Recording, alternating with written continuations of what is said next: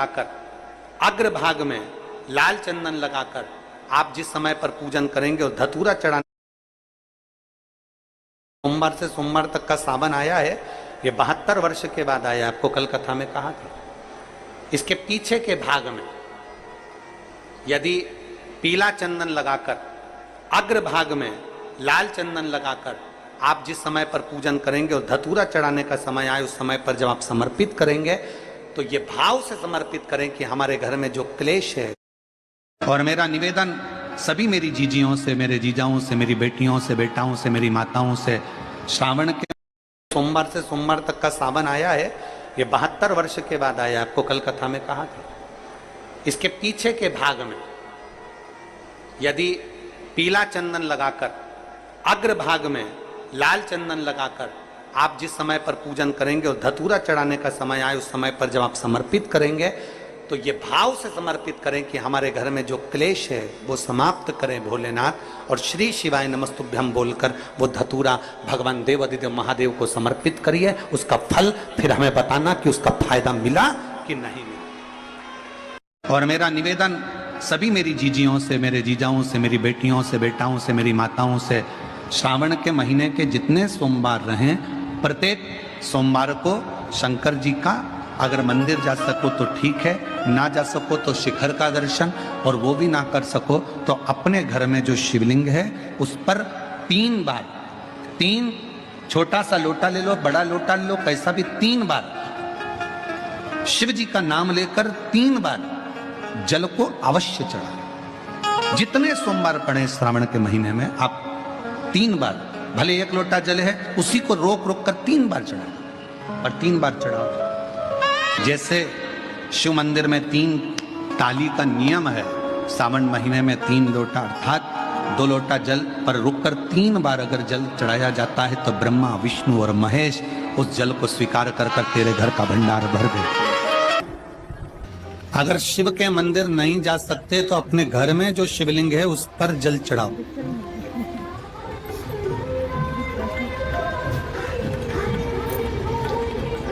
और यदि आप अपने शंकर के घर में शिवलिंग पर भी जल नहीं चढ़ा पा रहे हो तो किसी बेलपत्री का वृक्ष हो, उस वृक्ष के नीचे भी जल चढ़ा।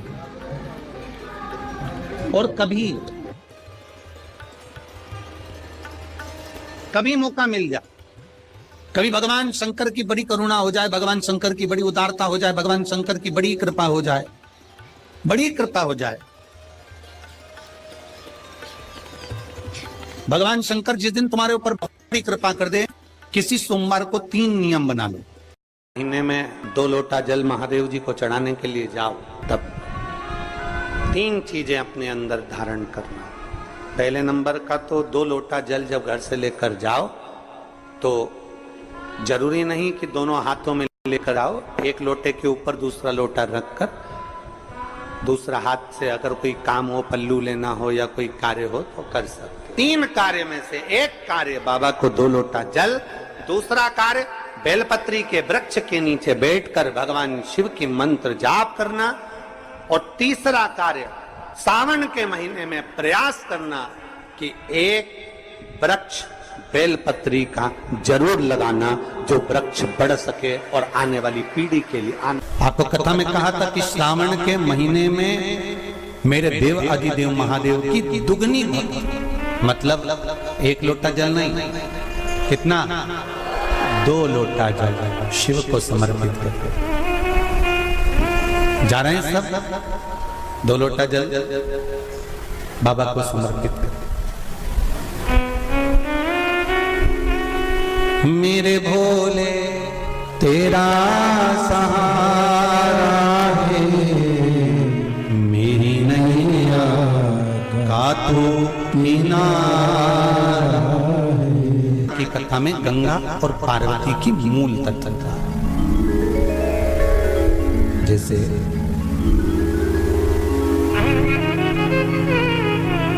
श्रावण का महीना आता है तो गंगा मैया और पार्वती मैया ये दोनों सृष्टि के भार जब भगवान शंकर पर आ जाता है 4 महीने तक, जिसको हमारे यहाँ चतुर्मास कहा, तो ये 4 महीना जब चतुर्मास का आता है तो सृष्टि का संपूर्ण भार मेरे देवाधिदेव महादेव पर है। और देवाधिदेव महादेव पर जब सृष्टि का भार आता है तो केवल अकेले महादेव इस भार को नहीं उठाता, इस भार को उठाने के लिए गंगा और माता पार्वती भी उनके नजदीक में आकर खड़ी हो जाती।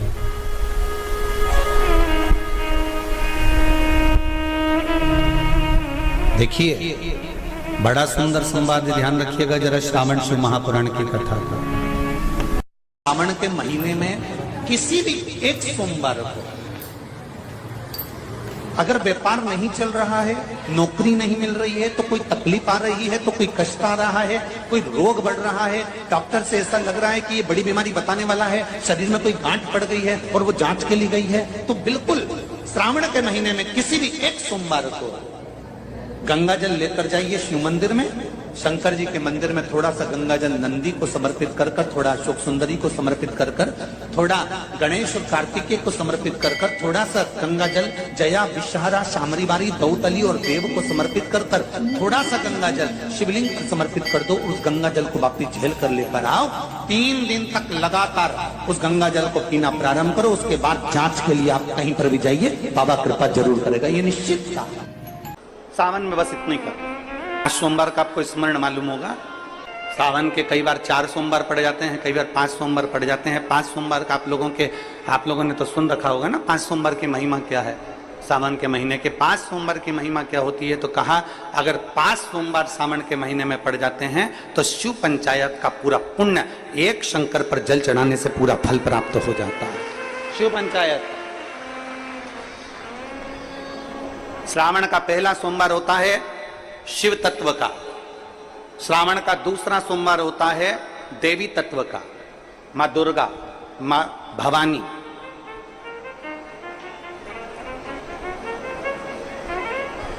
आप लोगों ने शिव पंचायत शिव महापुराण की कथा पहले बाची, आप लोगों ने सुनी होगी, उसमें शिव पंचायत का वर्णन करा था। 5 देव,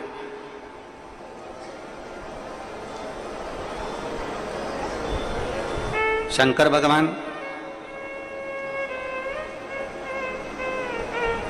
स्वयं पंचदेव में प्रथमता प्राप्त कर कर बैठते, मां दुर्गा, भगवान नारायण शिव पंचायत में, भगवान भास्कर देव और स्वयं भगवान शिव के सुंदर आनंद धारण करने वाले श्री गणेश पंच।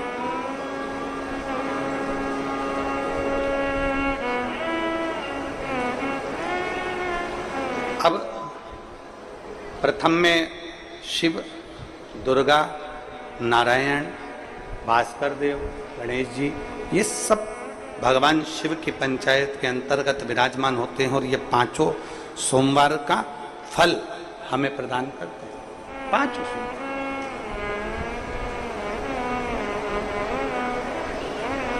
एक सोमवार की महत्वता है, एक सोमवार का क्रम है। कई माताएं उस क्रम को धारण भी करती हैं, ऐसा नहीं कि कई माताएं नहीं करती हैं, सबका अपना अपना नियम होता है। कोई शिव मंदिर में जाता है तो एक अक्षत, एक चावल का दाना शिव जी को समर्पित करता है, कोई मंदिर जाता है तो एक पुष्प शिव जी को समर्पित करता है, कोई मंदिर जाता है तो एक बेलपत्र शिव जी को समर्पित करता है, कोई मंदिर जाता है तो जल समर्पित करता है, सबका अपना अपना भाव है।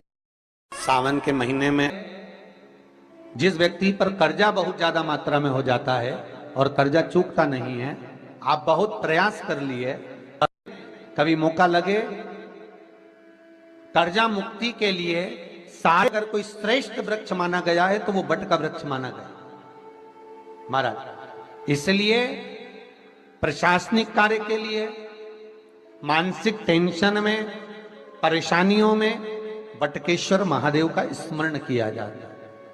और यदि निवेदन करूंगा, बहुत ज्यादा यदि आपको कर्जा हो गया है, बहुत ज्यादा कर्जा हो गया और वो कर्जा चूक ही नहीं रहा, तो थोड़े दिन बड़ के पेड़ के नीचे आप बटकेश्वर महादेव के लिए 1 लोटा पानी, उसमें थोड़ा सा पिसा हुआ चावल पीस के गला लेना चावल को, और पीस लेना, पीस के उस पानी में मिला लेना और मिलाकर उसमें थोड़ी सी हल्दी पिसी हुई डालकर बटकेश्वर महादेव के नाम से बड़ के पेड़ के नीचे अपनी कामना कर कर जो कर्जा हुआ है उस कर्जे का भान देते हुए, स्मरण देते हुए छोड़ दीजिए।